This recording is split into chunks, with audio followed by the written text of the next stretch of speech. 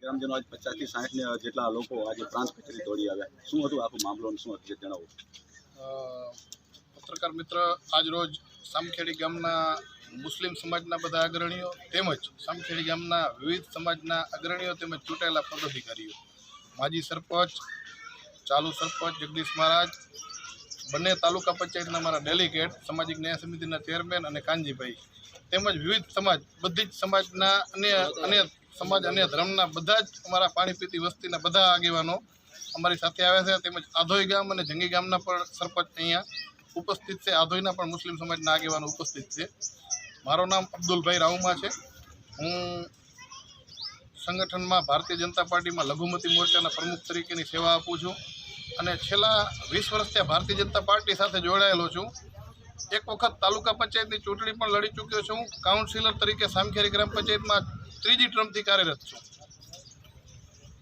તેમ છતાં કોઈક આખો જેવી રીતે સ્કેમ થયો હોય અજાણ્યા વ્યક્તિઓ દ્વારા, જે વ્યક્તિઓએ કોઈ દી મને લાગે છે સામખેડી ગામ જોયો હશે કે નહીં જોયો એ પણ મને ખબર નથી, એવા અજાણ્યા વ્યક્તિ દ્વારા હમણાં તાજેતરમાં મતદાન સુધારણા કાર્યક્રમ એટલે કે SIRની કામગીરી સંપૂર્ણ પૂર્ણ થઈ ગઈ.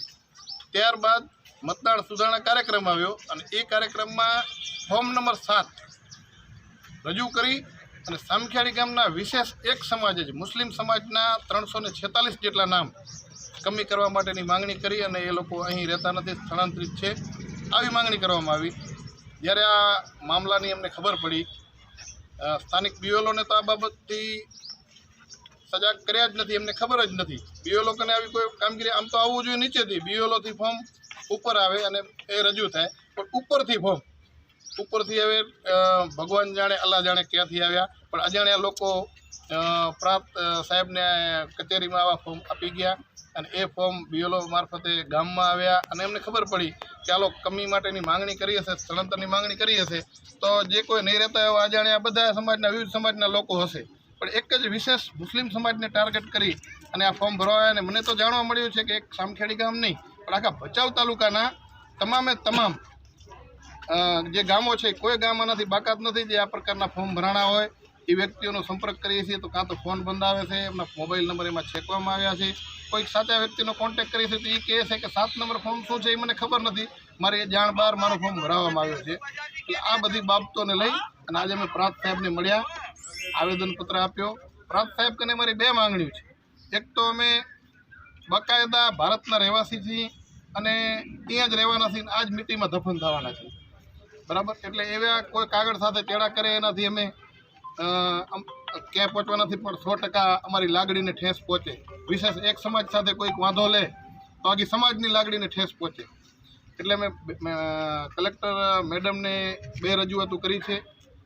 એક તો અમારો એક પણ સાચો જે મતદાર છે એનું નામ કમી ન થવું જોઈએ, મેડમે ખાતરી આપી છે, પણ એક પણ મતદાર આમાંથી કમી થશે નહીં.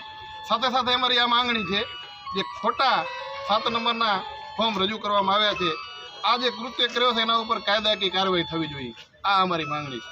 અબ્દુલભાઈ, સમાજના આગેવાન પણ છો લઘુમતી મોરચાના, અને જ્યારે તમારા જ આવી રીતે નામ તમારા જ જ્યાં સુધી અમને માહિતી મળી છે, એ ઘરના 9 જેટલા નામો કમી કરી દેવામાં આવ્યા છે, એના ફોર્મ ભરાણા છે, બરાબર. તો હવે આ રીતે તમારી સમાજની અંદર આવા કેટલાક નામો આ પ્રમાણે હશે ભચાઉ તાલુકાની અંદર? આ જ્યારે યાદી ચેક કરી ત્યારે ખબર પડી કે મારા પરિવારના 9 નામ હતા, સાથે સાથે કોઈ પરિવારને બાકાત નથી રાખ્યો.